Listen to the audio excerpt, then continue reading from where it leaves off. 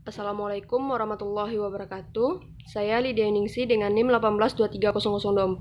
Di sini saya akan mempresentasikan hasil mereview artikel internasional saya dengan judul Efek Lindung Nilai Finansial dan Operasional pada Nilai Perusahaan Kasus Perusahaan Multinasional Malaysia.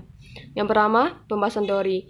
Dengan tidak adanya ketidaksempurnaan pasar, kebijakan lindung nilai tidak mempengaruhi nilai perusahaan. Namun teori lindung nilai berbasis ketidaksempurnaan pasar termasuk pajak, biaya kesulitan keuangan, kurangnya investasi, dan biaya agensi menjelaskan bagaimana lindung nilai dapat meningkatkan nilai. Secara kasus volatilitas mata uang asing atau FC mempengaruhi nilai perusahaan dengan penjualan atau operasi asing.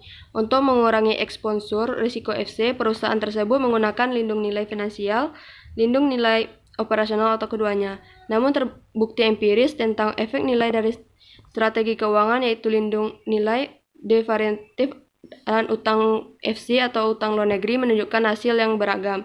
Efek nilai dari lindung nilai operasional tetap tidak meyakinkan, juga rentan terhadap risiko FC yang lebih tinggi.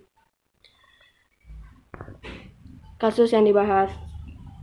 Studi ini menguji efek nilai lindung dari finansial dan operasional dengan rezim nilai tukar mengambang terkelola dengan keterbatasan ketat pada perdagangan ringgit Malaysia.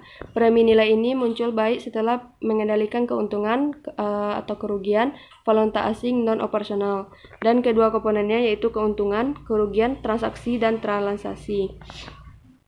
Objek penelitian, sampel terdiri dari perusahaan multinasional dan keuangan yang terdaftar di papan bursa Malaysia. Sesuai literatur perusahaan multinasional Malaysia mencerminkan entitas bisnis yang beroperasi lebih dari satu negara. Perusahaan-perusahaan ini memiliki aset asing dan beroperasi melalui anak perusahaan yang aktif di luar negeri. Sampel tidak termasuk perusahaan multinasional Malaysia dalam keuangan, utilitas, dan minyak. Karena beberapa alasan, 8 sampel mencakup periode 2004 sampai 2018 sejak Indonesia mengadopsi standar pelaporan keuangan internasional atau IFRS pada tahun 2004. Teknik analisis data menerapkan model linear statis dalam metodologi data panel, khususnya estimasi efek tetap yang mengoreksi histeresis yang tidak teramati tetapi tidak mengontrol masalah endogenitas. 11 metodologi data panel klasik seperti kumpulan OLS, metode efek tetap, dan acak mengasumsi bahwa semua regresi benar-benar eksogen dan mengabaikan umpan balik antara nilai perusahaan masa lalu dan lindung nilai FC saat ini.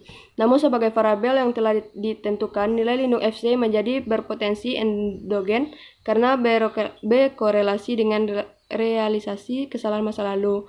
Metodologi data panel klasik tidak dapat bekerja untuk mengestimasi persamaan 1 dan 2 karena estimator bias dan tidak konsisten karena masalah endogenitas. Jadi menggunakan variabel dependen tertinggal sebagai variabel penjelas dalam.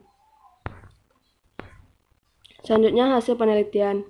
Temuan memiliki implikasi bagi manajer yang bertanggung jawab untuk mengambil keputusan dalam kegiatan lindung nilai.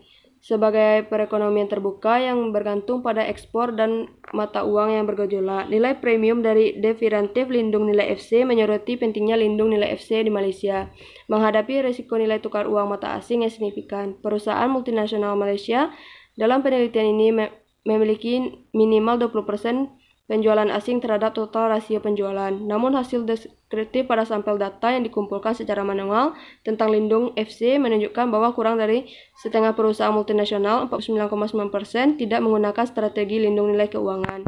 Selain itu, kontrak jangka dan opsi mata uang asing berstandar ini tidak tersedia di pasar derivatif Malaysia.